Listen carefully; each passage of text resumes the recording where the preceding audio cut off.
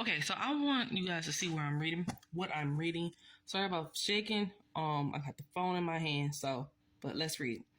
Let's read verse 34. But while they were staying, hold on, I'm trying to read it from the phone. Let me read it from the computer. But while they were staying there, three of them went into houses of the sons of Cain and said to them, "Bring us today some food by the fountain of water for us and our companions to eat."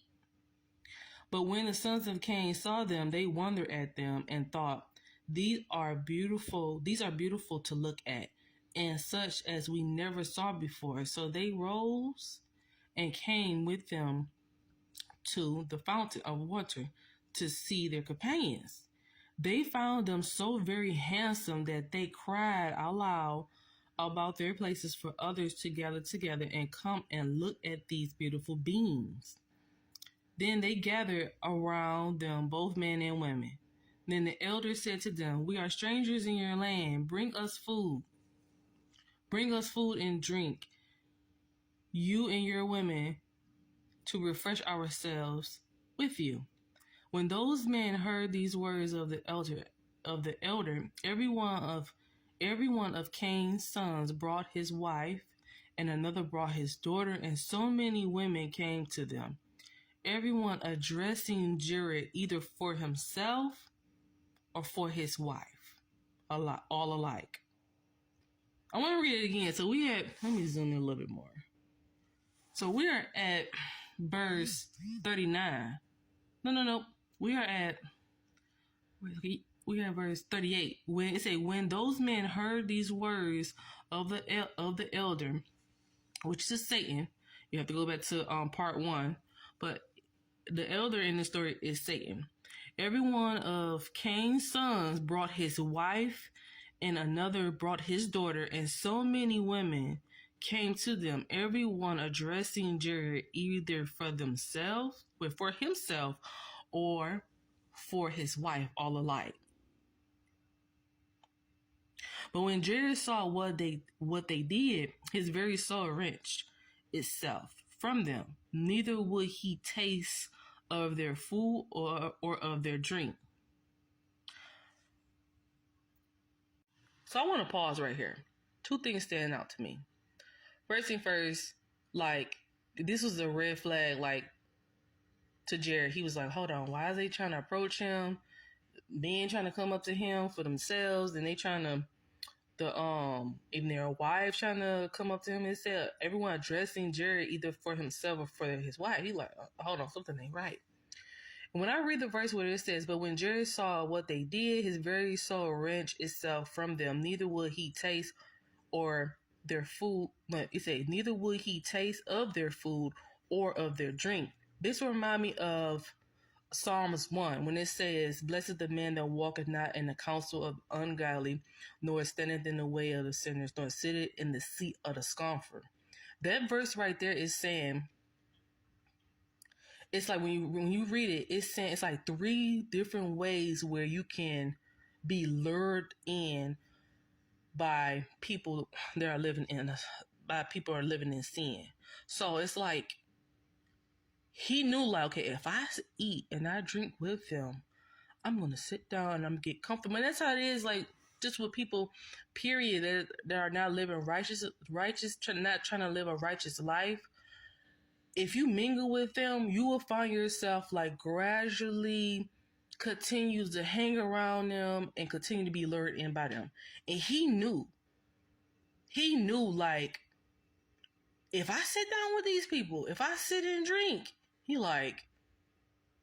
no. So when I read that scripture, when I read this verse, it reminds me of Psalms 1. So when you get time, read Psalms 1. So let's continue reading. Okay, we on verse 40. The other saw him as he wrenched himself from them and said to him, be not sad, I am the great elder, as thou shalt see me do thyself in like manner. Then he spread his hands and took one of the women, and 5 of his companions did the same before Jared. So this is Satan basically trying to comfort. So in verse 40, Satan is trying to comfort Jared and say don't worry, I'm the elder, just do as I do. And so whatever he did, in verse 41, whatever he did, his 5 companions did the same thing. It said, and then verse 41, then he spread his hands and took one of the women, and 5 of his companions did the same before Jared, that he should do as they did. But when Jared saw them working infamy, you have to look that up. Just look it up. He wept and said in his mind, my fathers never did the like. He then spread his hands and prayed with a fervent heart and with much weeping, and entreated Yah to deliver him from their hands. Okay, verse 44. No sooner did Jared begin to pray that the elder fled with his companions, for they could not abide in the place of prayer. Then Jared turned round, but could not see them, but found himself standing in the midst of the children of Cain. He then wept and said, O Yah, destroy me not with this race, concerning which my fathers have warned me. For now, O my Adonai, Elohim, I was thinking that those who appear unto me were my fathers, but I have found them out to be devils who allured me. I said lured, so that's what I meant, allured.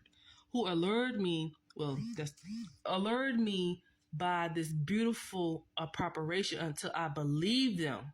See, but I have found them out to be devils who allured me by this beautiful preparation until I believed them. But now I ask thee, O Yah, to deliver me from this race among who I am now, staying as thou didst deliver me from those devils. Send thy angel to draw me out of the midst of them, for I have not myself power to escape from among them. When Jared had ended his prayer, Yah sent angel in the midst of them, who took Jared and set him upon the mountain and showed him the way, gave him counsel, and then departed from him. So this story of Jared,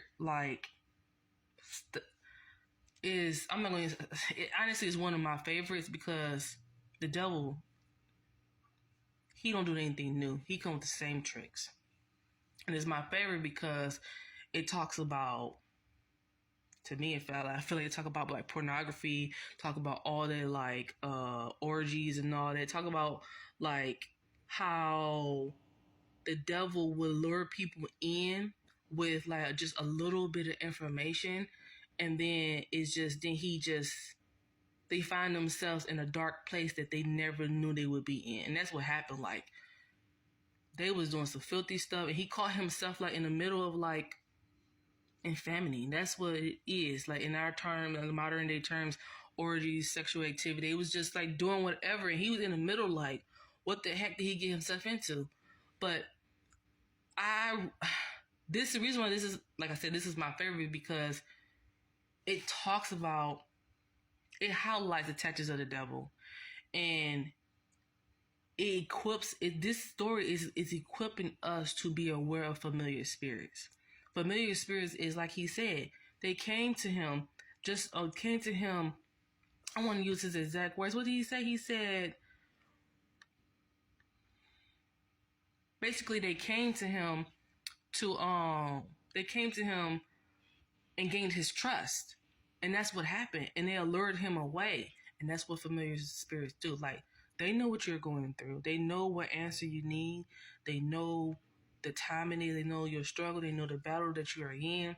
But I will encourage you, please, please, please, before you accept any prophet word, test the spirit, and you go to Yah, you pray to Yah, and you ask Yah, is this your prophet? Is it your words?